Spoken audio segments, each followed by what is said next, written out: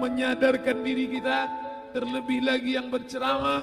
Jangan kau hanya sampai menyampaikan ayat saja, hai Abdul Samad. Apakah kau yang bicara itu hatimu sudah hidup? Senantiasa merasakan diri, aku orang paling hina, aku orang paling kotor, ditempelkan kening ke lantai di tempat yang diinjak tapak kaki, mengatakan bahwa aku bukan siapa-siapa. Umur diberikan Allah 40, 60, 70. Berapa yang kupakai untuk menolong agama Allah? Berapa yang kupakai untuk mengingat Allah? Mata, tangan, telinga, kaki akan diminta tanggung jawab di hadapan Allah. Dulu dibangga-banggakan, dihormati, dimuliakan. Yang kami muliakan Al-Mukarram, Al-Ustadz. Tapi pada saat tiba masanya, yang kita bawa tak lain tak bukan innallaha la yanzuru ila ajsamikum. Allah tak menengok badan, fisik, bentuk tubuh, baju. Ini sampulnya saja. Wala ila suwarikum, Allah tak menengok rupa, wajah. Walakin yanzuru ila qulub. Hati kamu yang bersih itulah yang kau bawa menghadap Allah Subhanahu wa taala. Yauma la yanfa'u malun, harta tak berguna. Wala banun, anak tak bisa menolong. Harta tak berguna, anak tak mampu menolong. Illa man atallah, kecuali orang yang datang menghadap Allah biqalbin salim, dengan hati yang bersih, hati yang tulus, hati yang memercikkan cahaya iman, hati yang bersih dari hasad, busuk hati, sum'ah, riya, takabbur. Itulah yang menolong di hadapan Allah Subhanahu wa taala.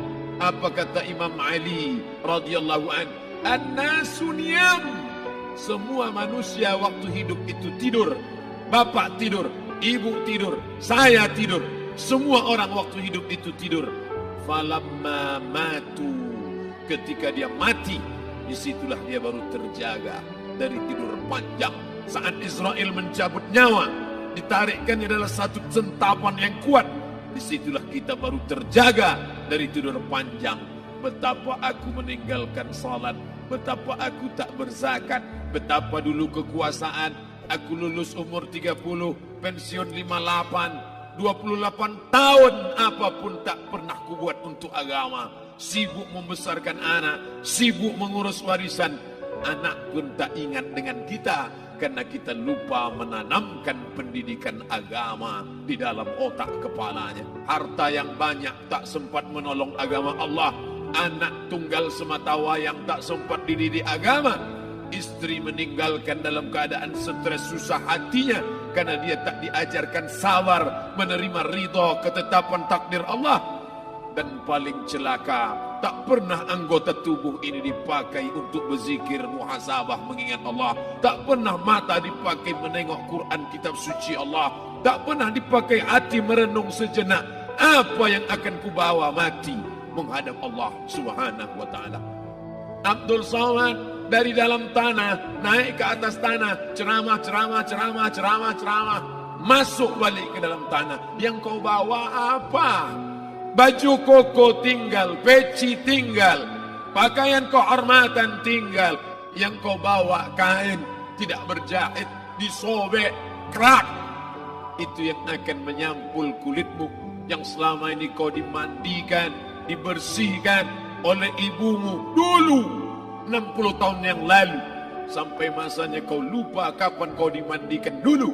Sekarang ruh melihat, disebut dia ruh karena dia raha ya ruhu ruh, seperti aroma semerbak yang datang pergi hinggap.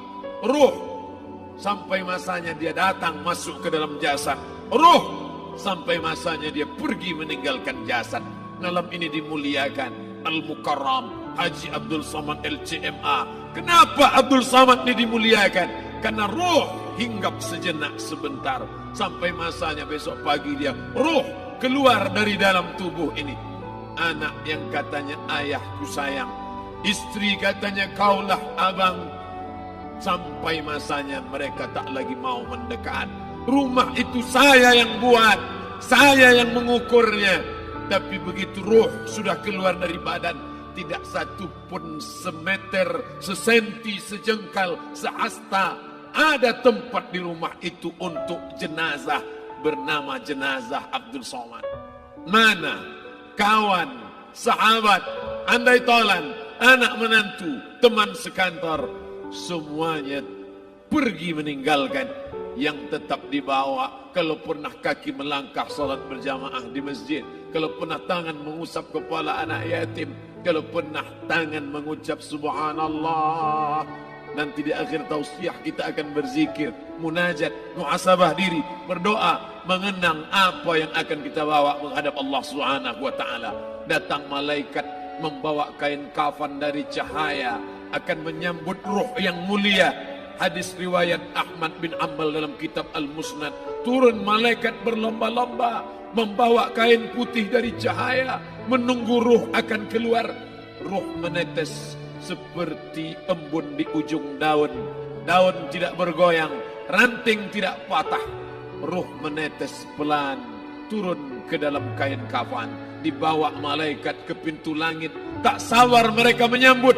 Inikah dia yang selama ini berjamaah? Berapa banyak yang masyhur terkenal di bumi, malaikat tak mengenal dia. Ini ruh siapa?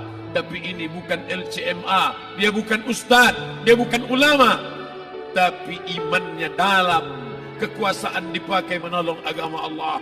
Ruhnya keluar di bawah, semua malaikat mengucapkan salam. Inilah orang yang selama ini kami tunggu-tunggu, catatannya sudah lama. Setiap pagi petang, malaikat subuh membawa catatan namanya, malaikat malam membawa catatan namanya. Kami merindukannya. Begitu orang-orang yang masyhur di langit, tapi tak dikenal makhluk bumi. Tapi ada sebaliknya, yang rohnya disentapkan, ditarik malaikat dengan begitu tarikan yang sangat kuat. Nabi bertanya saat Isra Mi'raj kepada mereka yang sudah mati ribuan tahun yang lalu, apa yang kalian rasakan? Yang satu mengatakan seperti tebasan pedang di tempat yang sama beratus kali.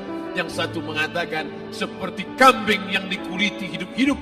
Yang satu mengatakan seperti mata kail pancing ditarik dari kulit yang basah.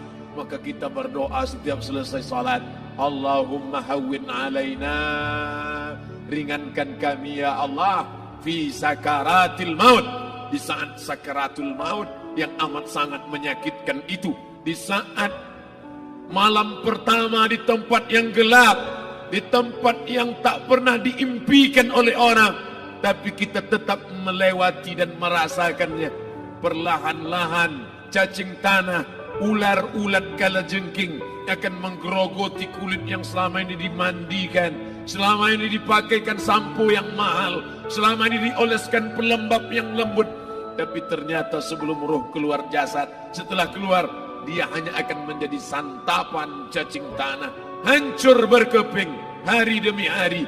Yang pertama kali membusuk adalah mata, karena dia berisi cairan. Cairan ini mengering, busuk dan berlubang. Lalu kemudian usus sebulan di dalam tanah, mulai dia menggelembung masuk angin dan dia meletus pecah. Cacing-cacing tanah mulai datang menggerogoti, memakan. Habis, siap tak siap, suka tak suka, kau akan didatangkan. Apa yang akan ditanya oleh Allah? Perbuatanmu, amalmu. Faman ya'mal mithqala dzarratin khairan yarah. Sebesar biji sawi, sebesar ujung rambut, kau aniaya orang, kau makan titik puluh keringatnya. U'tul ajira ajrahu, berikan upah pekerjamu. Gaji tukang panenmu, gaji tukang cuci setrikamu, kau makan, kau tahan 3 bulan.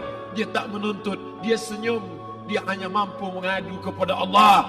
Tapi titik peluhnya yang keringatnya, air matanya akan kau balas di hadapan Allah Subhanahu wa taala. Di saat itu tak ada siapa bisa menolong. Hari ini uangmu banyak, kau bayar pengacara handal 1 jam 100 juta, bebas tanpa syarat.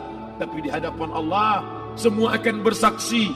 Al-yawma nakhtimu ala, lidah yang selama ini pandai bicara dikunci, ditutup Allah Ta'ala yang akan bicara. Wa tukallimuna aydihim wa tashhadu arjuluhum, kaki akan bersaksi, tangan akan bicara. Bima kanu yaksibun, yang pernah dilakukan di masa yang lalu. Mata melihat seolah-olah nyata perbuatan itu pernah dilakukan dulu. Kita lupa, kita tak ingat. Tapi catatan malaikat terlalu terang benderang. Wa in kullun lamma jami'ul ladaina muhdarun. Catatan dibaca sampai-sampai orang itu tak percaya. Ma li hadzal kitab, kenapa buku catatan saya ini la yughadiru saghiratan, yang kecil-kecil, wala kabiratan, yang besar-besar, ahsaha, semua tercatat dalam buku catatan yang nyata. Dalam surat Al-Isra apa kata Allah? Iqra.